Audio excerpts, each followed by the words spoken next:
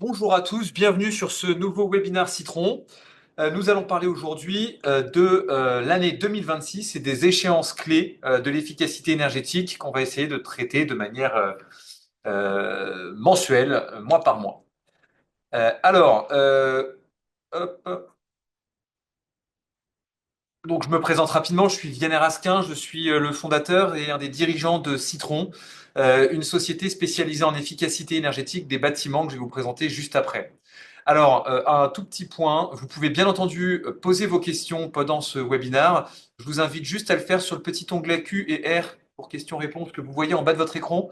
Tout simplement parce que si vous le mettez dans la discussion, j'aurai du mal à les retrouver si vous parlez d'autre chose à un endroit où il n'y a pas de questions. Par contre, n'hésitez pas, certains me présentent leurs vœux. Bonne année à tous, effectivement, à poser à discuter dans la conversation plutôt que dans les questions-réponses pour éviter l'effet inverse, que les questions se noient dans la conversation. Voilà, merci beaucoup à tous. Alors, rapidement, Citron, bah, écoutez, c'est une société que vous commencez à connaître. Notre mission, c'est d'accélérer la transition énergétique des bâtiments. Pour ça, on a une conviction, c'est qu'il faut, pour y arriver, eh bien, tout simplement, euh, deux éléments. La première, c'est un outil digital puissant qui va permettre de collecter automatiquement toutes les données liées à l'énergie du patrimoine immobilier et un accompagnement d'experts sur le terrain qui vont permettre de détecter les gaspillages énergétiques qui pourraient être présents dans les bâtiments et qui vont pouvoir rationaliser toutes les données qu'ils pourraient voir sur leurs outils digitaux. Alors, Citron, en quelques chiffres pour que vous puissiez cibler, c'est un des leaders du marché de la performance énergétique des bâtiments et notamment des systèmes de management de l'énergie, sous les fameux SME. C'est un mot un peu barbare pour parler d'un logiciel accessible depuis un navigateur Internet qui se charge justement de cette fameuse collecte automatique des données, de l'affichage et de la mise en lumière de ces données à travers un certain nombre de fonctionnalités qui viennent faciliter la vie des personnes qui sont en charge de la performance énergétique des bâtiments. Donc aujourd'hui, Citron, après une très belle année de croissance en 2025, une croissance d'ailleurs assez record, on arrive à peu près 15 millions d'euros de chiffre d'affaires sur l'année dernière. On est 150 salariés avec deux très gros pôles, hein, le pôle tech qui développe cette fameuse plateforme et le pôle conseil opération plutôt maintenant. Il a changé de nom. Donc c'est les personnes qui accompagnent nos clients sur le terrain pour pouvoir détecter les gaspillages énergétiques et accompagner nos clients. Alors, un petit mot rapide, puisque on essaie de le dire au maximum pour que les gens l'entendent. On a une stratégie de croissance externe l'année dernière, en plus de notre stratégie de croissance organique. Et Citron a fait l'acquisition de deux sociétés. La société portefeuille plutôt Virtuose, la plateforme Virtuose, et la société EQSpot.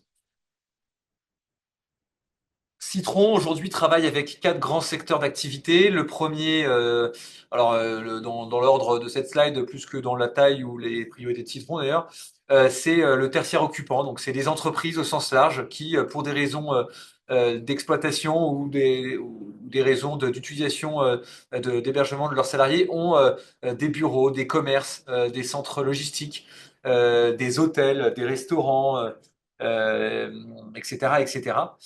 Donc, c'est vraiment les entreprises en tant que telles, les occupants des bâtiments. Ensuite, on a ce qu'on appelle l'immobilier d'investissement, donc les investisseurs, les professionnels de l'immobilier. Donc, ça va des foncières aux property managers de toute taille. On travaille ensuite avec les collectivités, donc les villes, les départements, les régions, les syndicats intercommunaux ou les établissements publics territoriaux. Et enfin, on travaille avec les bailleurs sociaux et tout le domaine de l'habitat collectif. En termes de chiffre d'affaires, c'est assez réparti. On est à peu près à 25% chacun. Alors, allons-y sur le thème précis de notre webinaire. Le thème de notre webinaire aujourd'hui, donc à quelle sauce on va être mangé d'un point de vue efficacité énergétique sur l'année 2026. On a trouvé ça important qu'avant de vous dire mois par mois une proposition de ce sur quoi vous pourriez travailler, c'est important de rappeler les enjeux. Ils sont de plus en plus nombreux, les enjeux liés à l'efficacité énergétique des bâtiments. Et c'est important de les noter. Alors, d'abord, ça fait partie de la mission de Citron, hein, accélérer la transition énergétique et environnementale en connectant les bâtiments. Il y a un enjeu qui est clé, c'est la protection de l'environnement. Tout simplement parce que consommer de l'énergie, ça émet du carbone, que émettre du carbone, ça dérègle le climat. et que du coup, ça change l'écosystème dans lequel on se trouve et ça rend la vie de moins en moins sympa sur la planète dans laquelle nous vivons. Ça cause des catastrophes naturelles, ça crée des zones dans lesquelles il est de moins en moins vivable, etc., etc. Tout ça dans un contexte où on est de plus en plus nombreux sur la planète. Et puis, c'est aussi de la consommation de ressources naturelles qui ne sont pas toujours pérennes. Et donc, c'est important de protéger ces ressources naturelles qu'on ne sait pas encore complètement remplacer. Ensuite, pas lié à cette première contrainte, mais aussi aux autres, il y a une contrainte réglementaire, il y a une réglementation qui se durcit, qui évolue beaucoup, puisque c'est un sujet qui est beaucoup d'actualité. La réglementation, nos dirigeants essayent de l'adapter pour qu'elle soit acceptable par les entreprises, par les investisseurs, par les bailleurs sociaux, les collectivités, etc. Et du coup, elle se durcit sur certains points. On va le voir avec l'audit énergétique réglementaire qui s'est durci. On va le voir aussi avec le décret Max qui s'aligne avec le décret tertiaire en termes de durée, avec les premières, comment dirais-je, les premiers contrôles sur le décret tertiaire qui ont été observés, etc. Ensuite, il y a évidemment un enjeu financier, hein, celui de réduire sa facture énergétique, mais aussi celui de réduire le coût de l'énergie, puisque l'énergie, ben, vous le voyez, on vit dans un monde dans lequel c'est entre guillemets géostratégique. C'est un enjeu géopolitique très important. On n'est pas tous les pays ne sont pas logés à la même enseigne sur la disponibilité des ressources naturelles. Il y en a qui ont du pétrole, du gaz, d'autres ont des idées, d'autres qui ont des gélules de chaleur, etc. Donc c'est important de réduire notre dépendance aux autres pays, puisque ça peut être un sujet qui déclenche des guerres. Vous voyez aujourd'hui que les différents pays eh bien, imposent des taxes importantes ou refusent de vendre de l'énergie à d'autres pays pour pouvoir négocier dans toute cette situation géopolitique. Et donc, moins on consomme, moins on est dépendant de nos voisins, et du coup, plus le coût potentiellement peut réduire puisque on est moins assujetti à des taxes d'importation. Et enfin, il y a un enjeu qui est commercial, notamment pour les personnes qui sont des spécialistes de l'immobilier, qui sont des professionnels de l'immobilier, puisqu'on va parler de la valorisation de leur patrimoine. Pour les personnes qui ne sont pas des spécialistes de l'immobilier, il y a tout simplement un enjeu, quand on répond à un appel d'offres, de pouvoir cocher un certain nombre de cases sur la partie RSE qui sont de plus en plus présentes, de plus en plus demandées par les grands donneurs d'ordre. Alors, qu'est-ce qu'on va faire cette année? Eh bien, cette année, on vous a concocté un petit agenda. Ça devient une tradition chez Citron. Chaque année, on crée un agenda qu'on vous met à disposition, que vous pouvez télécharger par ailleurs. N'hésitez pas si vous voulez qu'on vous l'envoie. De toute façon, on vous enverra les slides. Mais si vous voulez qu'on vous envoie tout le document en entier avec tout l'agenda, n'hésitez pas. On va revenir dessus là au cours de ce webinaire, mois par mois. Alors, qu'est-ce qu'on va faire en janvier? Le mois de janvier, c'est le top départ. Il va falloir cadrer. Pour cadrer, eh bien, il va falloir définir et valider une stratégie annuelle. Donc, il va falloir réfléchir aux différents points contractuels qu'il va falloir rechallenger potentiellement avec ses fournisseurs d'énergie, avec ses prestataires, sur les outils qu'on utilise, euh, mais aussi définir ses objectifs très concrets. Et pour ça, eh bien, il va falloir intégrer une veille réglementaire, technologique, faire un point sur les aides financières qui sont disponibles.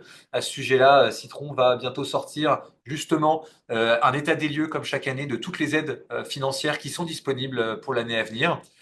Ensuite, il va falloir fixer des objectifs en les alignant sur les différents enjeux qu'on a à titre personnel, en fonction de si vous êtes une collectivité, un bailleur social, si vous êtes un propriétaire ou un occupant d'un bâtiment, vous n'avez pas les mêmes enjeux. Et bien, il va falloir adapter à ces enjeux, ces objectifs à ces enjeux. Et ensuite, il va falloir du coup déterminer des priorités en fonction de ces objectifs. Est-ce qu'il va falloir réduire plutôt ses consommations? Est-ce qu'il va falloir réduire ses coûts ou ses émissions en réduisant ses consommations? Est-ce que c'est pas forcément les mêmes actions de performance? Est-ce que l'objectif, c'est plutôt de réduire, d'améliorer le confort des occupants, que ça soit parce que on est un bailleur social et que on veut limiter le nombre de plaintes qu'on peut avoir, ou tout simplement parce que on est un chef d'entreprise qui cherche à attirer, à faire revenir au bureau les salariés dans une politique de diminution du télétravail? Est-ce qu'on cherche à optimiser ses coûts par tous les moyens, etc. Donc, une fois qu'on a défini ces objectifs très clairement, on va pouvoir poser sa stratégie. Et pour ça, eh bien, il faut un diagnostic initial. Alors, en fonction des objectifs, ce diagnostic peut prendre plusieurs formes différentes. Ça peut être assez classiquement un schéma directeur pluriannuel. Ça peut être un audit énergétique global sur lequel on aura extrapolé les résultats à l'échelle du patrimoine immobilier. Ça peut être un calcul de marge restante pour atteindre un objectif réglementaire qui aurait pu être subdivisé année par année. Par exemple, on sait qu'on doit faire encore 12% d'ici à 2030 eh bien, d'économie. Eh bien, on peut se dire qu'on va essayer de faire 6% cette année, 6% l'année prochaine et avoir une année de rab pour pouvoir ne pas être surpris euh, et prendre des risques. Et donc, pour pouvoir atteindre ces objectifs, eh bien, on va devoir identifier un certain nombre d'actions prioritaires. Alors, ça peut être des actions en termes de déploiement d'actions de performance, bien sûr, mais ça peut être aussi des actions en termes de déploiement d'audit énergétique, déploiement de prestations pour pouvoir justement faire un état des lieux, détecter les gaspillages énergétiques, prioriser les actions à mettre en place, être conscient des gisements d'actions qu'on a ou qu'on n'a pas sur un bâtiment, éventuellement demander des modulations de consommation parce qu'on observe que les objectifs ne sont pas du tout réalisables, en tout cas dans des conditions soit de sécurité, soit de préservation patrimoniale, soit de coûts qui soient satisfaisantes. Et enfin, et c'est nécessaire de le faire dès le début de l'année, j'insiste là-dessus, il faut être en mesure de suivre ce qu'on appelle des indicateurs clés de succès. Alors, si en mauvais français, on pourrait parler de KPI, mais c'est des indicateurs qui vont vous permettre tout au long de l'année de suivre si vous avancez dans l'atteinte de vos objectifs. Ça évite de se retrouver au mois de décembre à paniquer en se disant mince, j'ai mis en place des actions de performance, elles n'ont pas eu l'effet que j'imaginais. Il faut faire attention. Et il faut bien choisir ces KPI en fonction des objectifs et des particularités de son patrimoine. Et ça, c'est un travail qu'on peut mener quand on définit sa stratégie à travers un schéma directeur ou autre. Et il faut bien sûr pouvoir suivre automatiquement ces éléments-là. Et pour ça, il faut avoir des tableaux de bord qui ne sont pas trop consommateurs de temps pour pouvoir les mettre à jour. Euh, et donc, si possible, les mettre à jour automatiquement. Voilà, alors ce mois de janvier, il est assez costaud. J'espère que vous avez commencé depuis le mois de novembre dernier, puisque traditionnellement, c'est plutôt à ce moment-là que ça se fait, que se commence, mais ça se termine au mois de janvier, souvent avec la validation budgétaire et donc le fait de pouvoir lancer ces premières démarches. Le mois de février, tout le monde vous dira de faire vos déclarations avant fin septembre de l'année en cours pour l'année précédente. Moi, je vous dis, vos déclarations opérates, donc les déclarations obligatoires pour toutes les entreprises enfin, pour tous les propriétaires ou locataires plutôt de bâtiments ou parties de bâtiments ou groupes de bâtiments qui dépassent les 1000 m² de surface tertiaire, commencez en février. Commencez le plus tôt possible. Ça sert à rien de commencer en janvier parce que toutes les sources de données ne seront pas disponibles. Donc, commencez en février ou dernier délai en mars, mais c'est dès le début de l'année, dès le premier trimestre, qu'il faut commencer à préparer ces déclarations Opéra.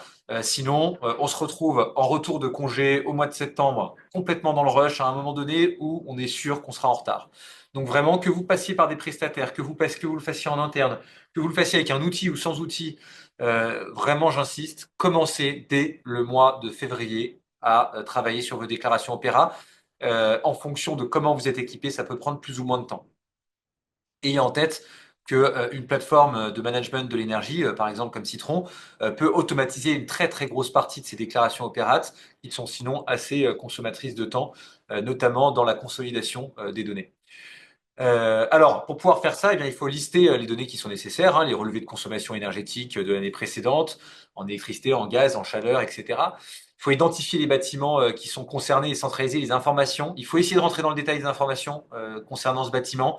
Beaucoup de gens se limitent, enfin, quasiment tout le monde se limite à la surface globale. C'est dangereux. Vous allez devoir statistiquement mettre en place beaucoup plus de travaux en vous limitant à la surface globale du bâtiment. Essayez de rentrer au moins dans un niveau un petit peu plus loin en collectant les horaires, par exemple, d'ouverture du bâtiment. C'est ce qui permettra de vous rapprocher de vos objectifs sans forcément mettre en place trop de travaux. Ensuite, on verra après pourquoi. Ensuite, il va falloir évidemment préparer les justificatifs de ces éventuelles modulations et même de ces éventuels ajustements que vous allez pouvoir faire. Et on verra comment juste après. Attention, c'est important de vérifier la cohérence et la complétude des données. sur l'année précédente. Il y a plusieurs sources de données pour arriver à votre consommation. Ça peut être les fournisseurs d'énergie, les distributeurs, du sous-comptage. Ça peut être des logiciels tiers qui les récupèrent, des tableurs Excel dans lesquels vous aurez pu référencer, etc. C'est important de vérifier que la donnée, elle soit complète et cohérente pour éviter d'avoir des surprises et de se retrouver avec des déclarations qui sont faussées et donc des risques de devoir mettre en place des travaux plus importants. Ensuite, derrière, mais il faut se coordonner avec les parties prenantes. C'est assez rare que 100% de la déclaration d'un décret tertiaire soit faisable par une seule personne. Il faut vraiment être propriétaire et occupant de son bâtiment de manière totalement autonome. Il y a souvent des prestataires qui ont de l'information. Il y a souvent des partenaires, par exemple un propriétaire, un locataire, un gestionnaire, un property manager, etc. Ils ont tous de l'information et toutes ces personnes-là ont une information intéressante qui permet soit de faire sa déclaration Opéra, soit de l'affiner, de la consolider. Il faut pouvoir définir une méthode, des outils, une plateforme web souvent, enfin il y a un système de management de l'énergie souvent pour pouvoir centraliser automatiquement cette information pour pouvoir après vérifier la cohérence et la complétude automatiquement. C'est souvent des outils, ou en tout cas c'est le cas de Citron, où en quelques clics, on est capable d'avoir un taux de complétude de la donnée sur l'année précédente pour un bâtiment, pour l'ensemble d'un groupe de bâtiments, etc. Ce qui est assez précieux quand on amorce une démarche de déclaration opérative. Et enfin, une fois qu'on observe bah, du coup le niveau de consommation et plutôt même pardon le niveau de complétude, et ben il faut mettre en place une stratégie de collecte pour aller chercher la donnée manquante. C'est très très rare que la donnée soit totalement complète en début d'année, et donc il faut créer un rétro-planning en sollicitant les bons acteurs au bon moment et réfléchir à d'éventuels outils complémentaires pour pouvoir justement faciliter cette collecte de data. Mois de mars, on arrive à la fin du premier trimestre. Alors, le mois de mars, c'est le moment où on a défini ses objectifs, on a défini une stratégie pour pouvoir avancer et on sait exactement, on a lancé la déclaration Opérate qui va se faire en continu jusqu'à l'été. Et ben, c'est le moment de mettre les mains dedans et de commencer à bosser concrètement. Si bien sûr le mois de janvier et de février était du travail, mais là on va commencer à réfléchir à comment réduire ses consommations énergétiques au-delà de quelle stratégie et quelle modalité de déclaration. Alors pour ça, on va pouvoir soit en interne, soit en s'appuyant sur des prestataires, votre exploitant, votre bureau d'études habituel, sur Citron, sur d'autres prestataires, eh bien, mener des campagnes d'audit énergétique ou des audits énergétiques spécifiquement sur un sujet ou sur un bâtiment pour pouvoir définir des plans d'action de performance là où vous n'en avez pas et là où vous devez en mettre en place. Cette année, hyper important, les dossiers techniques de modulation. C'est un sujet qui, pour le moment, a été très peu mis en place et qu'il est très important, dont il est très important de se saisir, tout simplement parce que c'est le sujet qui va vous permettre de limiter la consommation, pas la consommation, pardon, mais c'est ainsi la consommation avec un effet rebond, mais les travaux que vous allez devoir mettre en place en les rendant cohérents par rapport aux possibilités que vous avez réellement dans le bâtiment que vous avez. Ensuite, vous allez avoir le fait de se faire accompagner. Vous avez pu, les années précédentes, eh bien, vous avez pu définir un certain nombre de plans d'action. Dans votre stratégie, vous avez pu définir un certain nombre d'actions de performance énergétique à déployer sur certains bâtiments. Il y a des actions de performance qui nécessitent de se faire accompagner par un conseil. Euh, pour pouvoir bah, tout simplement définir quelle est la bonne personne, quel est le bon cahier des charges, quel est le bon niveau de technicité dont on a besoin sur un sujet donné. Typiquement, je vous donne un exemple sur lequel il est souvent important d'avoir un AMO ou tout du moins un intégrateur. C'est quand on déploie une GTB dans un bâtiment. C'est des sujets qui sont très complexes, sont très techniques, sur lesquels on a besoin d'être accompagné pour définir, pour comprendre son réel besoin, l'ajuster. Créer un cahier des charges qui va correspondre à son bâtiment ou son groupe de bâtiments pour pouvoir après derrière mener une consultation sereinement, comprendre les propositions qu'on nous fait et avancer concrètement sur la sélection d'un prestataire, le suivi du déploiement de l'action, la recette post-travaux et la mise en service sereine. Et ensuite, très importante, on a mis étude d'opportunité C2E, mais c'est même étude d'opportunité des financements mobilisables pour le déploiement des actions de performance ou même les études que vous avez choisi de mener. Et pour ça, eh bien, Citron d'ailleurs peut aussi vous accompagner, d'ailleurs de manière assez sympa de notre part parce que c'est complètement gratuit. Chaque année, on établit au début de l'année un rapport, un livre blanc, un guide, je sais pas comment on peut appeler ça, mais qui référence toutes les aides mobilisables du moment. Eh bien, mine de rien, quand vous aurez fait tout ça, vous aurez fait un premier trimestre sacrément efficace. Alors, un petit point, je m'arrête quand même sur les dossiers techniques de modulation et la stratégie qu'on a imaginé être pertinente pour cette année pour pouvoir éviter de mener trop d'audits, trop de dossiers techniques de modulation, parce que quand on se dit que le dossier technique de modulation, c'est ce qui peut éviter de faire trop de travaux, de faire que les travaux nécessaires et réellement obligatoires, et donc ne pas jeter de l'argent par les fenêtres, ne pas dépenser beaucoup trop d'argent pour des travaux qui ne seraient pas en tout cas réglementaires, ça donne envie d'en faire partout et du coup ça chiffre très vite en termes d'études. Donc on a réfléchi à une stratégie chez Citron pour je sais pas à quel point si mal dans le pied en faisant ça, mais pour vous éviter de faire trop d'audits énergétiques et trop de dossiers techniques de modulation. Eh bien, en fait, c'est ce qu'on appelle une stratégie en entonnoir. Partez de votre périmètre global. Alors, pour maîtriser son périmètre global, il faut évidemment déployer un système de management de l'énergie, comprendre quels sont les sites qui sont éligibles, les taguer pour pouvoir facilement les identifier, faire un état des lieux réglementaire, etc., mettre en place une veille réglementaire. Mais une fois qu'on a ça et qu'on a du coup les sites concernés par le décret tertiaire, eh bien, on va pouvoir réfléchir à sa stratégie de modulation et à sa stratégie d'ajustement sur son patrimoine non conforme. On peut déjà passer le patrimoine conforme. Un petit chiffre à avoir en tête, plus de la moitié des bâtiments qui ont été déclarés dans le cadre du décret tertiaire sont déjà conformes. Donc les objectifs, la plupart des objectifs imposés par le décret tertiaire, en tout cas pour cette première échéance décennale de faire 40% ou la valeur absolue d'ici à 2030, est faisable. Donc sur son patrimoine non conforme qui va réellement nous intéresser d'ici à 2030, puisqu'on n'a plus que 3 ans, 3-4 ans même, pour pouvoir faire sa démarche de travaux et de déploiement d'actions de performance et d'atteinte de résultats qui est obligatoire, eh bien, il va falloir, dans un premier temps, regarder si on ne peut pas rendre ce patrimoine non conforme simplement en faisant des ajustements. 90% des consommations qui étaient déclarées sur Opérate dans le cadre du décret tertiaire ont été déclarées sans indicateur d'intensité d'usage.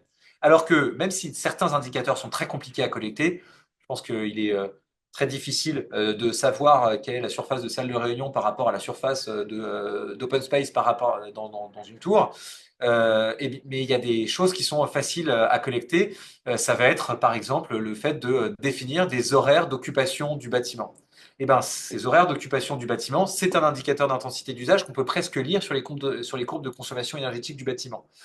En jouant sur ces indicateurs d'intensité d'usage, ces horaires de consommation, vous allez pas réduire la consommation énergétique du bâtiment, mais réduire la consommation retenue par le législateur, retenue par l'ADEME pour votre bâtiment. Et donc, vous allez vous rapprocher de l'objectif simplement en rendant plus réelle votre consommation énergétique, puisque vous allez faire un effort en déclarant des consommations et des indicateurs d'intensité, donc des données patrimoniales plus précises.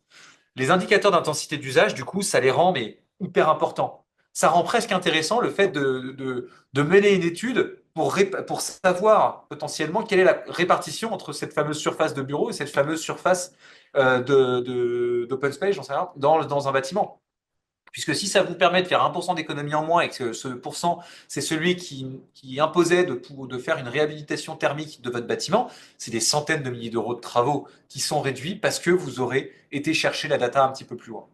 Cette data, parfois, elle est embêtante à récupérer, mais parfois aussi, elle est très facile à récupérer. C'est de l'investissement. Il faut déployer un certain nombre de compteurs, de capteurs, de technologies dans le bâtiment pour estimer une occupation, etc.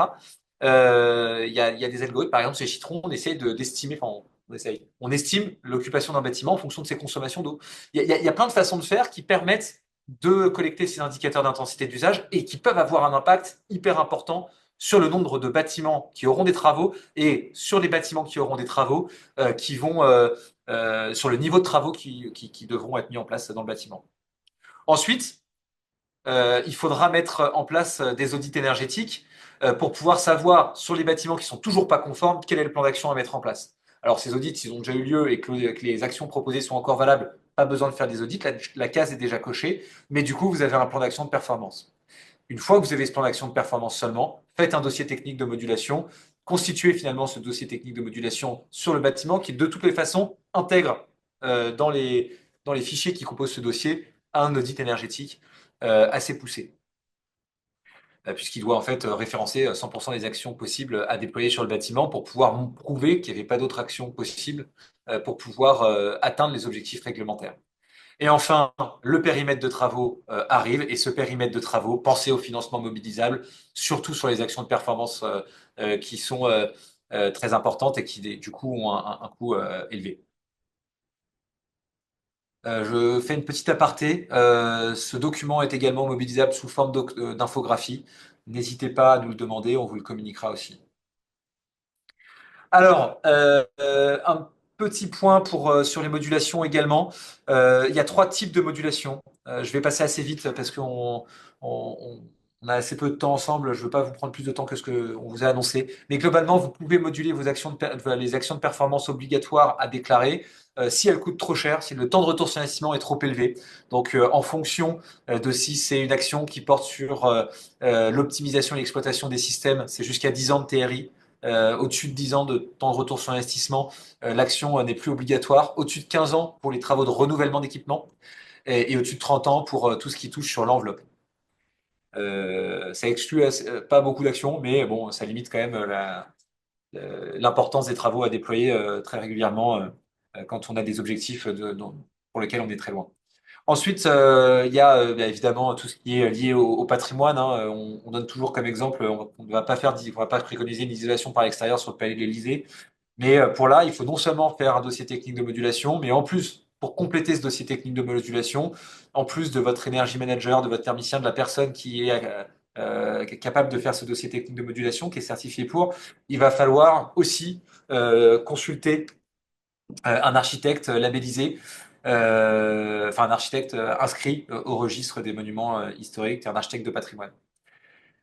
Et enfin, il y a pour des raisons techniques assez évidentes souvent, mais pas toujours, qu'on ne peut pas mettre en place certaines actions de performance, donc on ne les conseille pas. On ne va pas couper une CTA sur un bâtiment dans lequel on doit avoir une qualité d'air minimum. Voilà. Bon, la composition du dossier technique de modulation, revenez vers nous, posez-nous des questions. Je reviendrai dessus dans les questions si besoin, mais c'est assez technique, ça prend un petit peu de temps, donc n'hésitez pas. Et puis la liste vous sera envoyée dans le livrable. Mais j'avance un petit peu parce que je vois que le temps passe très vite. Le mois d'avril maintenant, on a fait les 4 premiers mois de l'année. La météo commence à s'adoucir. Eh bien, c'est la fin de la période souvent de la saison de chauffe. Donc, il va falloir commencer à tout simplement couper le chauffage, hein, et donc anticiper cette coupure en commençant à suivre de près la météo, la température extérieure et en prenant un rendez-vous avec votre mainteneur pour qu'il puisse, dès que vous l'aurez choisi, eh bien, réduire votre consommation, c'est un effet de bord presque, mais couper le chauffage, puisqu'il devient plus nécessaire, voire un sujet d'inconfort, puisque s'il fait chaud et qu'on chauffe en plus, ben, on a trop chaud. Voilà. Quand on a fait ça, ben, il va falloir faire un bilan de cette saison de chauffe pour pouvoir vérifier si les consommations se sont bien comportées, en plus de ce que vous avez pu faire tout au long de la saison de chauffe, identifier les optimisations possibles pour déjà les mettre en place pour prévenir la saison prochaine ou tout simplement faire les travaux nécessaires, les remplacements de système pendant l'intersaison sur les équipements de chaud pour pouvoir anticiper la saison prochaine. Il y a un certain nombre de nettoyage et d'entretien préventif qu'il faut faire chaque année. Il faudra aussi les mettre en place et préparer les équipements estivaux quand vous avez de la climatisation ou de l'air rafraîchi à travers vos équipements de ventilation. Le mois de mai. Alors le mois de mai, c'est plus calme. Il y a beaucoup de ponts. Les gens partent en vacances. Donc on lève la tête du guidon et on fait un premier point d'étape. La première chose qu'on regarde, et je reviens un peu sur les déclarations Opéra qu'on a commencé à travailler depuis le mois de février, c'est est-ce que j'avance bien dans le nombre de FA qui ont été déclarés? Ou est-ce que j'ai un problème pour déclarer mes sites? Et quelle stratégie de collecte de données je mets en place pour pouvoir déclarer mes sites? Ensuite, il faut évidemment regarder la consommation de son patrimoine et l'évolution de la marge restante et faire un premier point sur les plans d'action de performance qu'on a ou qu'on a prévus à travers tous les audits qu'on a commencé à nous rendre et qui vont arriver. Et enfin, il y a suivre la courbe de charge liée à chaque action pour s'assurer que l'action entre bien dans une enveloppe prévisionnelle enfin, dédiée au budget. Là, il y a une... quand on dit la courbe de charge, c'est pas la courbe de charge puissance atteinte, c'est de vérifier la consommation budgétaire, la courbe des charges du bâtiment, et non pas la courbe de charge, pour pouvoir suivre l'avancement dans son budget, parce qu'on arrive presque à la mi-année. Le mois de juin, c'est le début de la période de la climatisation. Donc, on se pose la question de la sobriété. Il va falloir définir une stratégie de climatisation. Cette stratégie de climatisation, certains disent, bah, moi, je veux qu'il fasse 19 degrés partout parce que comme ça, les gens, ils ont une température très confortable. Souvent, ils tombent malades aussi, hein, parce qu'il y a un gros écart entre température extérieure et température intérieure. La recommandation qu'on peut vous faire chez Citron à ce sujet-là, c'est d'essayer de toujours viser d'avoir une température inférieure à 26 degrés. C'est un peu chaud, mais c'est l'été en même temps, donc ça peut être aussi sympa. Et puis en plus, il faut aussi réfléchir à garder un différentiel. On a des températures de plus en plus importantes, des phénomènes de canicule qui arrivent de plus en plus régulièrement. Si on a un trop gros écart, pardon, entre la température intérieure et la température extérieure, bah, ça crée aussi de l'inconfort et ça nous rend plus sensibles euh, et on risque de tomber malade aussi. Donc, il y a deux choses à avoir en tête, c'est 6 degrés d'écart par rapport à la température extérieure, et c'est de rester en dessous de notre 6 degrés. Les deux ne sont pas forcément compatibles quand il fait 40 degrés dehors, mais il faut essayer de jongler entre ces deux systèmes et sur le ressenti des occupants, le retour que vous pouvez avoir de vos occupants. Il y a deux sources avec lesquelles qu'il faut jouer, avec lesquelles il faut jouer. Il y a le retour des équipements et il y a le suivi de la température intérieure. Vous pouvez suivre la température intérieure souvent à travers des données de votre GTB ou à travers des données que vous récupérez auprès de sondes. Alors ces sondes, elles sont soit ponctuelles, hein, vous vous baladez avec un thermomètre, mais elles peuvent être aussi connectées pour remonter directement les données sur votre système de management d'énergie comme Citron pour comparer vos consommations énergétiques et vous mettre des alertes par rapport à la température et vous mettre des alertes sur la consommation énergétique, mais aussi sur la température intérieure pour prévenir le confort des occupants quand on est en train de jouer avec sa stratégie de sobriété pour voir jusqu'où les occupants du bâtiment peuvent accepter de monter la température en été et baisser la température en hiver. Le mois de juillet, on pourrait penser que c'est un mois où on commence à être en vacances. Alors à la limite, le mois de juillet et le mois d'août peuvent être interchangeables, hein, parce que le mois d'août, clairement, on n'a pas prévu de travailler. Mais à la limite, si vous êtes juillettiste et pas haussien, vous pouvez tout à fait reporter ce qu'on vous propose au mois de juillet au mois d'août et vice-versa. Mais globalement, l'été, c'est le moment de pouvoir prendre du recul, un peu comme au mois de mai, sauf on va pas faire simplement une vérification à point d'étape sur les, sur les différents indicateurs clés et enfin, les fameux KPI qu'on suit. On va là clairement commencer à prévoir son atterrissage d'ici à la fin de l'année. Quand on est en juillet ou qu'on est en août, eh bien, on se retrouve quand même à avoir plus que 4 mois avant la fin de l'année, dont une partie de ces mois de ce temps va servir à préparer l'année suivante. Donc, il faut avoir en tête qu'on est déjà en train d'atterrir sur le bilan de l'année. Donc, il faut exactement et précisément avoir les audits énergétiques et les plans d'action rendus pour pouvoir commencer à préparer ses budgets. Il faut être capable de savoir quelle a été la mesure d'impact des actions de performance déployées pour pouvoir faire des ajustements et déployer des actions de performance supplémentaires si on n'a pas atteint ses objectifs. Il faut pouvoir eh bien, ajuster tout oui, on dit second semestre parce que il y a 6 mois entre le mois de juillet et le mois de décembre, mais finalement, on est sur 4 mois pleins et encore le mois de décembre est aussi pas tellement plein. Donc vraiment, et en plus il y a les déclarations, vous allez voir que c'est un dernier trimestre très chargé. Le mois de juillet, il doit vous servir à commencer à préparer votre atterrissage, c'est hyper important. Le mois d'août, petite pause quand même, parce que là, on a bien bossé. Donc, c'est important de pouvoir prendre du recul aussi pour pouvoir voir sa famille, ses amis et bronzer. Par contre, mois de septembre, on réattaque d'arrache-pied. Et là, pour le coup, c'est un mois qui est chargé puisque il y a une petite coquille sur cette slide, pardon. Je vais revenir juste après. Mais on a cette année enfin, comme tous les ans, la déclaration opéra. La déclaration opéra, on l'a bien anticipé. On a observé déjà au mois de mai si on était donc à peu près à mi-parcours, si on avançait bien. On a bien bossé avec son energy manager ou avec les personnes référents en interne qui gèrent ce sujet-là. On a mis en place des outils comme un système de management de l'énergie tel que Citron en place pour automatiser sa démarche, potentiellement même automatiser sa déclaration si vous êtes sur Citron. On appuie sur le bouton pour tout envoyer sur la plateforme Operate. Petite coquille, ça a été décalé d'un an. C'est pas en 2026 qu'il faut rendre son dernier dossier technique de modulation. C'est pour septembre 2027, mais ça me permet quand même d'en parler. Le dossier technique de modulation, du coup, on n'aura plus qu'un an en septembre prochain. Donc, on a encore un an et demi finalement pour pouvoir mettre en place ce dossier technique de modulation. Mais je vous alerte sur deux points. Le premier, c'est que comme à chaque échéance tous les 4 ans, les d'audit énergétique réglementaire, les bureaux d'études sont très chargés quand il y a une échéance réglementaire qui porte sur des prestations de conseil telles que celle-ci. En plus, là, on parle d'une prestation de conseil qui est assez importante et qui prend beaucoup de temps par bâtiment, donc ça vient s'ajouter. Ça crée des projets d'envergure sur lesquels il y a beaucoup de données à collecter, ce qui crée de l'inertie sur les temps de délai de traitement des projets en question.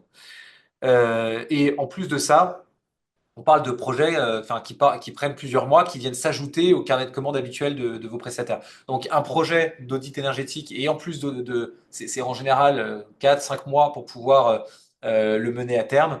Un dossier technique de modulation, c'est plutôt du 6 voire 8 mois en fonction de la disponibilité de la donnée qu'on souhaite collecter, dont on a besoin pour pouvoir avancer, surtout quand on a cette démarche en entonnoir. Donc, commencez à anticiper le sujet. Vous n'êtes pas en retard, mais c'est maintenant qu'il faut commencer à bosser pour s'assurer de pouvoir mener à bien cette stratégie de modulation. Sans cette stratégie de modulation, il est fort à parier que sur plusieurs de vos bâtiments, vous devrez mettre en place plus de travaux que ce que vous ne pourriez le faire d'un point de vue purement réglementaire. Donc vraiment attention, gros warning. Pensez à ça dès maintenant, c'est très important. Et puis au mois de septembre, il faut aussi faire toutes les maintenances préventives en amont de la saison de chauffe qui peut commencer potentiellement en octobre, enfin, qui commence d'ailleurs assez régulièrement en octobre. Les maintenances préventives, il faut commencer à les avoir en tête, d'autant que le mois de septembre est aussi chargé d'autant que le mois d'octobre est aussi chargé, puisqu'en octobre, vous avez une nouvelle contrainte réglementaire qui, pour beaucoup d'entre vous, c'est l'évolution des critères d'assujettissement de la loi d'ADU, de la fameuse obligation d'audit énergétique réglementaire. Hier, seules les entreprises dépassant un certain seuil de chiffre d'affaires et un certain seuil de, de nombre de salariés étaient assujettis par ces audits énergétiques réglementaires. Aujourd'hui, cette loi a été l'année dernière durcie et elle concerne maintenant toutes les entreprises qui consomment au global plus de 2,7 gigawattheures par an. Et il y a même une obligation de certification ISO 50001 quand on dépasse les 23,6 gigawattheures par an. Donc, ça a élargi le nombre d'entreprises. Et d'ailleurs, c'est pas que les entreprises, c'est aussi toutes les associations et toutes les. Il y a le truc précis juste après, voilà. Et toutes les personnes morales immatriculées selon l'article 612, hein, globalement toutes les associations, etc., du Code du commerce qui sont assujetties à cette nouvelle, enfin, cette réglementation qui concernait avant que les entreprises de plus de 250 salariés ou 50 millions d'euros de chiffre d'affaires. Pour avoir en tête, 2,75 gigawatts, c'est pas 18 mètres carrés, c'est plutôt autour de 1000 mètres carrés. Le 18 000 mètres carrés ici, c'est quand on dépasse les 23 gigawatts. Alors ça, c'est vraiment pour du bureau. C'est vraiment des seuils qu'il faut avoir en tête, qui sont faux. 1000 mètres carrés, c'est pas le seuil à partir duquel vous êtes assujetti. Mais par contre, quand on chauffe, qu'on climatise et qu'on a une consommation un peu représentative, c'est globalement souvent la consommation d'un bâtiment autour de ces 1000 mètres carrés. Et c'est aussi un peu pour ça qu'ils le font. C'est tout simplement parce que on se retrouve dans enfin, ils essayent d'aligner toutes les réglementations les unes entre elles. Par exemple, ils ont repoussé l'échéance du décret max pour les personnes dont la puissance, pour les bâtiments dont la puissance nominale est à 70 kilowatts de puissance nominale à 2030 pour l'aligner avec le décret tertiaire. Ils essaient de rendre le truc un peu cohérent. Il y a aussi des modifications qui ont été portées sur les personnes qui pouvaient réaliser cet audit. Telle qu'elle existe aujourd'hui, la certification, enfin, du coup, la qualification au PQIBI ne fonctionne plus. La certification LNE fonctionne toujours et OPQIBI est en train de transformer sa qualification en certification pour qu'elle puisse être suffisante. Donc, vous pourrez toujours passer par vos prestataires préférés pour pouvoir faire ces audits énergétiques. Et ça tombe bien, vous en aurez aussi besoin pour le décret tertiaire et ça se mutualise pas mal avec le décret BAX. Donc, vous pourrez tout faire de front. Il y aura des belles optimisations du coup en mutualisant ces différentes prestations. À avoir en tête, quand on doit faire un audit énergétique réglementaire, je leur dis parce qu'il y a des nouvelles personnes assujetties, c'est pas un audit énergétique réglementaire qui doit être fait sur 100% de votre patrimoine, c'est sur 80% de vos coûts énergétiques et vous pouvez faire un échantillonnage pour que ces 80% représentent entre guillemets, racine carrée du nombre de sites euh, pour pouvoir après extrapoler l'ensemble des 80%. Alors, Citron a une petite particularité quand on fait un audit énergétique, c'est qu'on est capable de l'instrumenter. Alors, on se pose toujours la question, est-ce qu'on l'instrumente de manière pérenne le bâtiment, puisque ça peut avoir un intérêt pour la suite, ou est-ce qu'on l'instrumente de manière ponctuelle, puisqu'on a des technologies qui nous permettent d'instrumenter un bâtiment de manière ponctuelle, pour pouvoir avoir le même effet que le sous-comptage, donc une consommation par zone et par usage dans le bâtiment, pour pouvoir en tirer des conclusions et avoir des actions dont les temps de retour sur investissement vont être très rapides. Mais parfois, c'est tout aussi intéressant notamment quand on a des contraintes liées au décret tertiaire ou au décret BAX qui impose du sous-comptage, et ben de mettre en place du coup aussi du sous-comptage directement de manière ponctuelle, enfin de manière pérenne et pas forcément ponctuelle. Au mois d'octobre, il faut non seulement préparer, mais lancer la saison de chauffe, hein, puisqu'a priori, c'est à ce moment-là qu'on va devoir lancer la saison de chauffe, comme on disait tout à l'heure. Donc, à nouveau, il faut rencontrer son chauffagiste. À nouveau, il faut euh, analyser vos principaux KPI et optimiser les réglages en choisissant la température, en choisissant vos réduits de nuit, en choisissant les plages horaires que vous allez paramétrer, etc pour pouvoir éviter tout gaspillage énergétique et adapter réellement votre consommation à votre réel besoin.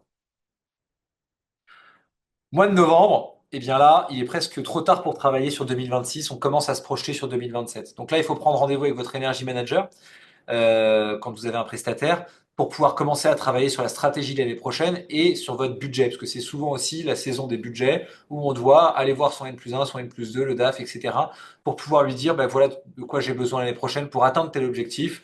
Euh, à vous de faire votre job pour faire en sorte qu'on ait les moyens de faire notre métier. Et donc, pour pouvoir faire ça, les bonnes pratiques, hein, c'est globalement de solliciter sa veille réglementaire pour savoir quelles sont les prochaines échéances l'année suivante, pour pouvoir regarder quelle partie du patrimoine est assujettie aux échéances qu'il y aura l'année suivante et quelle partie du patrimoine a besoin encore de correction et pas se limiter qu'à l'année suivante, mais aussi commencer à réfléchir en mode pluriannuel puisqu'on a une obligation très importante, très lourde pour 2030 qui est l'obligation de travaux et de résultats. Pour pouvoir faire ça de manière efficace, il faut aussi passer par un bilan, faire observer quelles ont été les victoires, les difficultés rencontrées, quelles ont été les actions qui ont fonctionné, celles qui ont moins fonctionné, quelles sont les données qui nous ont manqué, quelles sont les données qui nous permettraient d'aller plus loin pour pouvoir atteindre les objectifs qui répondent aux enjeux qu'on a pu citer tout à l'heure. Et voir si on a su consommer le budget, est-ce qu'on a besoin de ressources externes, est-ce qu'on a besoin de recruter quelqu'un, etc. Et donc, ça permet d'ajuster les objectifs pour la et les années suivantes et les actions et donc les budgets associés. Alors, du coup, là, j'ai un peu défloré cette live juste avant, mais globalement, il y a des projets prioritaires qui vont arriver en 2027. Hein. Vous avez des projets GTB à déployer dans le cadre du décret BAX. Vous avez des actions de performance qu'il va falloir déployer pour pouvoir répondre au décret tertiaire. Parfois, c'est des revamping LED, rénover une partie sur le chauffage, la climatisation, la ventilation, isoler son bâtiment. etc. Globalement, il va falloir faire ça en chiffrant les investissements par site et au global pour pouvoir avoir des ROI par site et au global pour pouvoir définir ce que vous allez faire concrètement en termes d'action de performance pendant l'année. Il va falloir réfléchir à quelles sont les aides qui sont mobilisables et pour ça, dites-vous on vous aide dès le début de l'année pour pouvoir avancer de manière efficace. Et enfin, plan pluriannuel d'investissement, ce que je disais tout à l'heure, il ne faut pas se limiter qu'à un plan sur 2027. On a une obligation à 2030 qui est sacrément proche maintenant. Il faut un plan d'investissement sur 2027, 2028, 2029 et presque à la limite ne pas avoir 2030, puisque 2030, ça sera l'année où il faudra... non, c'est 2031, pardon. Et sur 2030, mais la bonne pratique, c'est quand même de garder une année de rab pour pouvoir faire des ajustements, surtout quand on est pas très large sur les actions de performance énergétique et sur le niveau de consommation par rapport à l'objectif qu'on doit faire, qu'il soit de manière relative ou en valeur absolue. Et enfin, le mois de décembre, c'est aussi le moment de communiquer sur les résultats qu'on a obtenus, soit parce qu'il faut absolument en avoir des meilleurs les années suivantes, et donc sensibiliser les différentes parties prenantes, qu'elles soient internes ou externes, sur comment faire mieux, pour avoir des résultats plus importants, mais aussi pour faciliter le déploiement des actions de performance et puis pour mettre en valeur le travail que vous auriez pu faire pendant l'année. Donc pour ça, il faut évidemment finaliser les actions qui sont en cours, hein. On travaille jusqu'à la fin de l'année, ou souvent jusqu'à Noël. On réalise une mesure d'impact sur l'année et on communique sur les résultats qu'on a pu obtenir et qu'on a pu observer dans cette mesure d'impact auprès des différents publics. J'insiste sur le fait que ces publics sont internes et externes. Ça permet d'avancer. Et puis on n'oublie pas de préparer Noël, c'est aussi très important. Voilà, globalement, Citron, on a une conviction, c'est que pour pouvoir mener à bien toutes ces actions de performance énergétique, pour pouvoir mener à bien cette stratégie et tout ce travail qu'il y a à mener pour pouvoir atteindre des objectifs ambitieux sur tous les enjeux qu'on a pu citer, qu'ils soient environnementaux, réglementaires, financiers, commerciaux, etc., vous avez besoin d'un outil digital puissant et de personnes sur le terrain pour pouvoir avancer de concert. Souvent, c'est les seconds qu'utilise le premier pour pouvoir avancer efficacement et transformer finalement toutes les contraintes réglementaires qu'on a pu voir, hein, il y en a pas mal ça, qui se parallélisent, pour pouvoir les transformer en opportunités financières et en opportunités environnementales. En ce moment, il y a la possibilité de mutualiser ces contraintes réglementaires, puisqu'il y a des exigences qui sont communes entre les trois grosses réglementations. On aurait pu avoir la quatrième, mais il y a moins d'exigences communes, si ce n'est la visite de site pour la loi LOM. Mais globalement, entre l'audit énergétique réglementaire, le dossier technique de modulation et le décret BAX, à chaque fois, vous avez besoin de faire passer des ingénieurs, des experts sur vos bâtiments, et pour pouvoir relever le même type d'informations et pour pouvoir relever le même rencontrer les mêmes personnes. Donc c'est important de pouvoir mutualiser ça, puisque une part non négligeable, pour pas dire importante, du prix de ces études réside dans le simple fait de se déplacer sur le bâtiment et de mobiliser du coup des compétences et du temps. Après, bien évidemment, il y a des exigences qui sont spécifiques à chacune des prestations. Donc parfois, il faut des compétences plurielles. Et dans ces cas-là, il faut du coup s'adresser à une entreprise qui a ces compétences qui sont assez multiples. Mais la bonne nouvelle, c'est que Citron est capable d'adresser tous ces sujets. On a à la fois des programmes de formation et des stratégies de recrutement qui sont vraiment dédiés au fait d'avoir une équipe pluridisciplinaire avec des gros niveaux d'expérience et des personnes moins expérimentées qu'on forme, qu'on accompagne, qui ont du coup un coût moins élevé pour pouvoir faire des tâches qui nécessitent le moins d'expérience que d'autres. Voilà, ce que je vous propose, il nous reste 8 minutes pour adresser vos questions. C'est un webinaire assez dense, donc on a dû aller assez vite. N'hésitez pas à poser toutes vos questions. Mais c'était nécessaire de parcourir les 12 mois. Les 12 mois en une heure, c'est difficile. Alors, je reprends vos questions. Alors, j'ai des bonnes années dans les questions. Merci Alexis. Je n'avais pas vu qu'il y avait aussi des anciens salariés qui continuaient à se former chez Citron. Bonne année à toi aussi Alexis, bonne année à tous pour ceux qui n'ont pas pu entendre mes vœux au démarrage. Eh bien, je continue les questions. Ensuite, on vous envoie et on vous voit parfaitement bien. Le chat est désactivé. Ah, je suis désolé. Alors, le chat est désactivé. C'est pour ça que j'ai des bonnes années dans les questions. Bah, excusez-moi. On y portera une attention toute particulière. Désolé.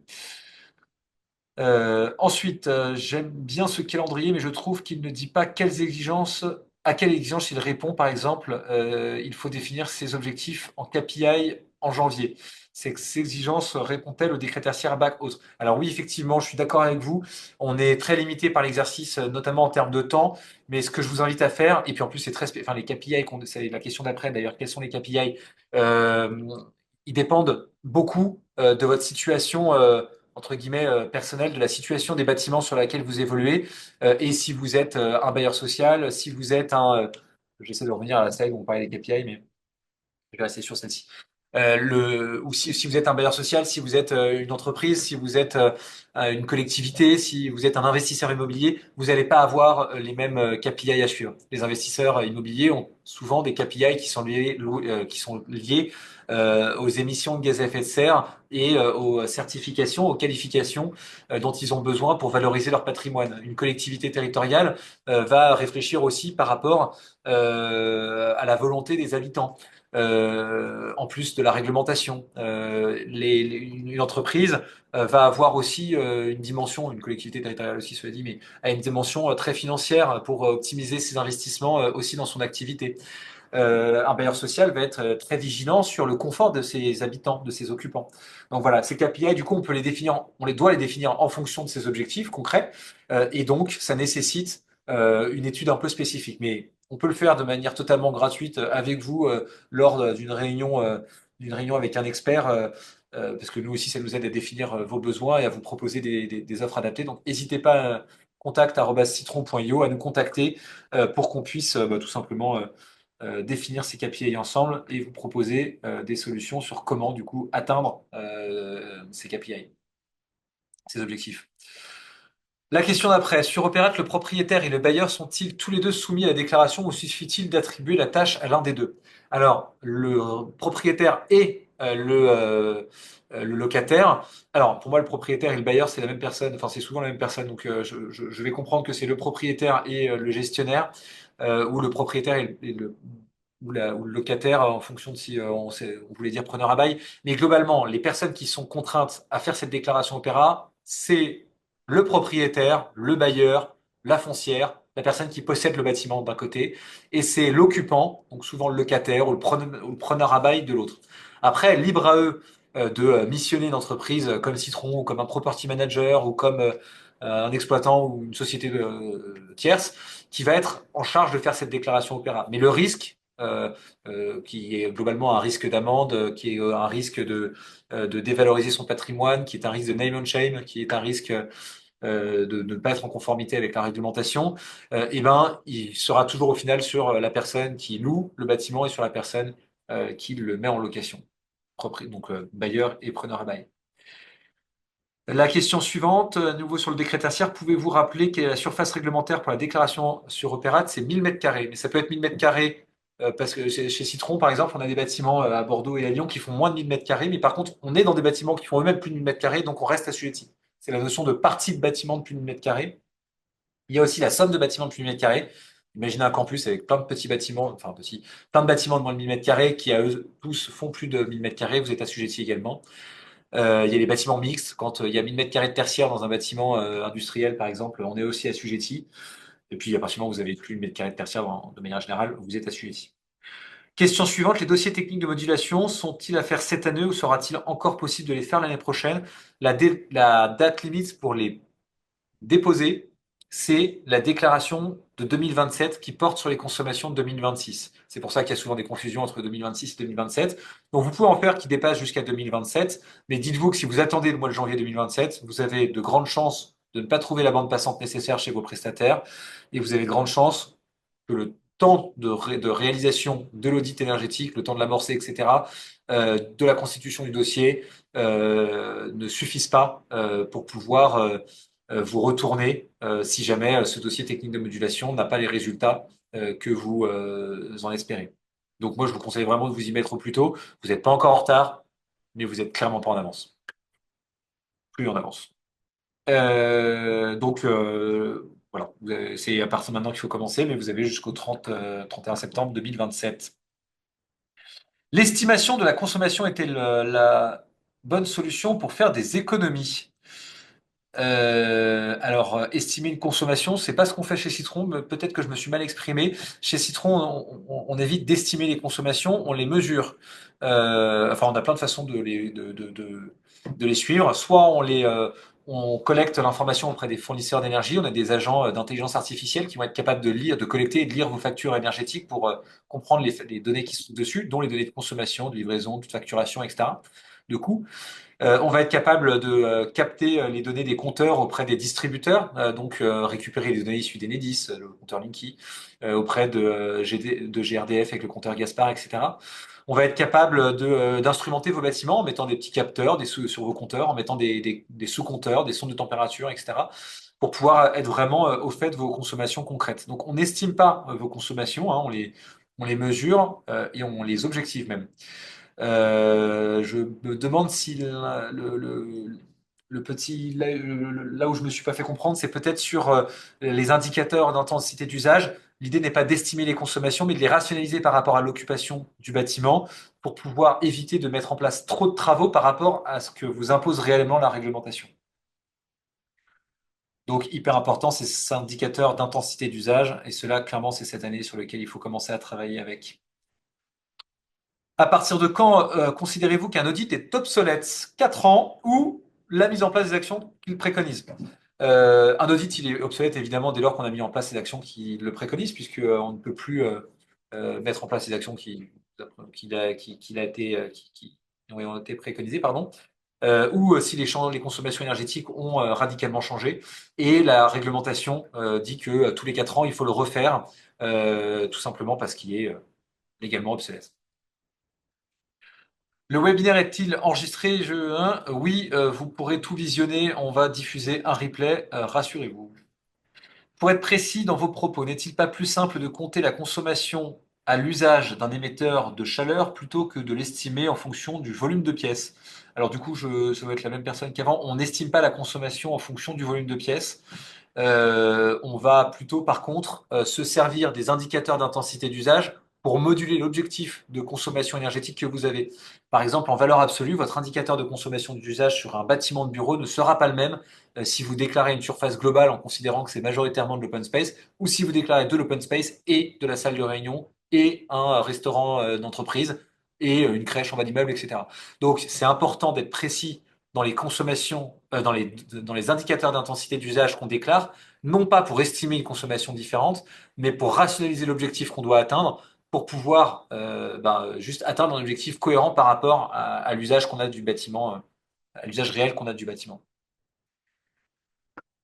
Eric nous demande, pour les entreprises, s'agit-il seulement d'un bâtiment ou d'un ensemble de bâtiments séparés? Alors, je ne sais pas de quelle réglementation vous parlez. Il y en a plusieurs qu'on a abordées aujourd'hui. Mais globalement, le décret tertiaire, c'est un ensemble de bâtiments. L'audit énergétique, c'est un ensemble de bâtiments. Le décret BAC, c'est par bâtiment. La loi LOM, c'est par bâtiment. Ah ben en fait, il y a la précision juste après, pardon. Pour la loi DADU, alors c'est un ensemble de bâtiments, puisque pour rendre un peu plus précis le sujet, l'audit énergétique obligatoire, c'est tous les 4 ans pour toutes les personnes qui ont plus de 2,3 gigawatts de consommation énergétique dans leur numéro de sirène. Et dans un numéro de sirène, il est possible qu'il y ait plusieurs bâtiments. Par exemple, Citron, on a des bureaux à Suresnes, à Lyon et à Bordeaux. Donc, on doit regarder si la somme de ces trois bâtiments fait plus de 2,3 gigawatts heure de consommation annuelle. Et si c'est le cas, on est assujetti à l'audit énergétique réglementaire et on devra du coup étudier 80% de nos consommations et racine carrée du nombre de bâtiments qui représente 80% de consommation. Pardon. La- le comptage à l'usage d'un émetteur de chaleur ou de froid, vertu de l'efficacité énergétique pour des économies d'énergie, je suis tout à fait d'accord avec vous, c'était pas du tout une question. Mais bien sûr, vous avez raison, il faut sous-compter. D'ailleurs, si vous êtes concerné par le décret BAC et que vous avez plus de 70 kilowatts de puissance nominale sur ces équipements CVC, vous êtes obligé de mettre en place du sous-comptage, enfin de mettre en place un système BACS qui intègre du sous-comptage. Une question sur la loi d'ADU à nouveau, donc l'audit énergétique réglementaire. Qu'est-ce qui est modifié dans l'application du 11-10-2026 par rapport à aujourd'hui? Alors, il y a deux choses qui ont été modifiées. Alors, c'est pas la loi du 11-10-2026, c'est la loi du 11, enfin, c'est la prochaine échéance, c'est le 11-10-2026, mais c'est une modification qui est intervenue en octobre dernier, je crois que c'était le 5 octobre, qui modifie du coup les critères d'assujettissement. On passe de 250 salariés ou 50 millions d'euros de chiffre d'affaires à un niveau de consommation à atteindre qui nous impose non seulement un audit énergétique tous les 4 ans, mais aussi potentiellement pour les très gros consommateurs d'être certifiés ISO 50001. Et ça change aussi les personnes, ou plutôt, enfin, ça change les personnes qui sont capables de réaliser cet audit dans la mesure où les exigences pour les certificateurs, enfin pour les personnes qui peuvent délivrer le fameux sésame qui permet de faire des audits énergétiques conformes, devient un peu plus restrictif. Mais je pense que toutes les personnes qui savaient faire des audits hier sauront faire des audits énergétiques demain, ils devront simplement montrer un niveau d'exigence plus important dans les contrôles et donc dans leur méthode. Vous avez parlé de 10 ans pour par la rentabilité des travaux pour être conforme et 15 ans pour... Non, alors, enfin oui, j'ai dit ça, mais je vais préciser mon point. J'ai dit ça quand... Pardon, excusez-moi, il faut que je retourne sur la slide en question. Et j'ai dit ça en parlant des audits énergétiques réglementaires. C'est en octobre, je vais sur mon octobre. Tac, ici. Donc, non, c'est sur... bon, je sais plus où c'est. C'est dans la modulation, l'a fait quand? La modulation, il faut la faire en 30 septembre, mais il faut la commencer au plus vite. Donc, où est-ce qu'on a mis ça? Tac, tac, tac, je la cherche. Elle est ici, voilà. Alors, la modulation, c'est ici, donc dans justificatif ici. En fonction de l'action de performance énergétique qu'on déploie, on peut considérer qu'elle n'est pas intéressante pour le bâtiment si le temps de retour sur investissement est trop élevé. Donc, c'est génial, ça veut dire que les travaux trop chers, on n'est pas obligé de les mettre en place. Par contre, il faut pouvoir le justifier avec ce fameux dossier technique de modulation. Et en fonction du type d'action, on peut la moduler par différents niveaux de temps de retour sur investissement. 10 ans si c'est des actions qui portent sur l'optimisation et l'exploitation d'un système, par exemple le déploiement je sais pas moi, d'une consigne de température distincte, on ne sera pas obligé de la faire si ça dépasse les 10 ans de temps de retour sur investissement. Mais globalement, on a quand même rarement des actions très chères sur ce niveau-là, donc c'est rare que ça dépasse les 10 ans. 15 ans ou plus, c'est le travaux de renouvellement d'équipement. Donc là, pour le coup, si on change une chaudière, potentiellement, ça va plus loin de 15 ans.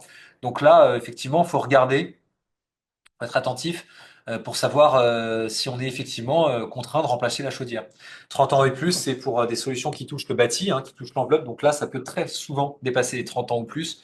Donc il faut être très vigilant sur ce sujet-là. On nous demande si on répond à ces réglementations. Oui, bien sûr, on répond à toutes ces réglementations. Donc n'hésitez pas à nous solliciter sur le sujet. Pouvez-vous nous rappeler la deadline des 15 ans? Alors la deadline des 15 ans, c'est la même deadline que du coup, le décret tertiaire. Et donc, non, pardon, que les dossiers techniques de modulation. Et donc, c'est déclarer le dossier technique avant le 31 septembre 2027. Mais attention pour ça, je vous en conjure, anticipez ce dossier parce que il faut non seulement trouver un prestataire, mener le projet, ça prend du temps, mais il faut aussi avoir le temps de se retourner si on est effectivement au-dessus de ces fameux 15 ans ou 10 ans ou 30 ans, pour des raisons économiques. Et vous avez aussi les possibilités architecturales et techniques. Je termine avec les deux autres et dernières questions. Quelles échéances pour 2026, pardon, quelles échéances 2026 sont aujourd'hui le plus sous-estimées par les acteurs du tertiaire? Oula, alors là, c'est difficile comme question. Je n'ai pas fait d'études spécifiques. Ce que je peux vous dire, c'est qu'aujourd'hui, les acteurs qui sont probablement le plus en retard, non, honnêtement, j'ai peur de dire une bêtise. J'ai peur de vous donner un avis qui soit pas hyper objectif. J'ai pas de chiffres concrets là-dessus, donc. Je peux pas vous dire quels sont les acteurs qui sont plus ou moins en avance ou en retard ou qui ont des exigences plus ou moins difficiles à atteindre. Donc je préfère m'abstenir, j'en suis désolé, mais par contre, je vous dirai avec plaisir comment faire pour réduire vos consommations pour votre cas spécifique. Euh, et une dernière question. Merci pour la réponse. Je n'ai pas bien compris. Si seulement le propriétaire ou si seulement le locataire fait la déclaration, est-ce que c'est suffisant ou est-ce que les deux doivent la déclarer? Non, une seule déclaration est nécessaire. Il faut vous mettre d'accord avec votre propriétaire ou il faut vous mettre d'accord avec le locataire ou avec vos gestionnaires et vos prestataires sur qui l'a fait cette déclaration. Par contre, si elle n'est pas faite ou mal faite, vous serez deux à devoir en payer les conséquences. Et sauf si vous avez un propriétaire ou un locataire très sympa, vous serez souvent deux à payer les travaux pour répondre à l'obligation de résultat liée au décret tertiaire. Donc, c'est une bonne pratique de traiter ce projet de manière conjointe. Mais effectivement, si la donnée est déclarée que d'un seul côté, c'est tout à fait suffisant. Voilà, merci à tous d'avoir suivi ce webinaire, d'être restés jusqu'au bout. Je vous remercie pour tous les remerciements qui nous sont adressés. On continue à essayer de vous proposer du contenu intéressant. Je vous souhaite à tous une bonne journée, un bon début d'année et à très bientôt. Au revoir.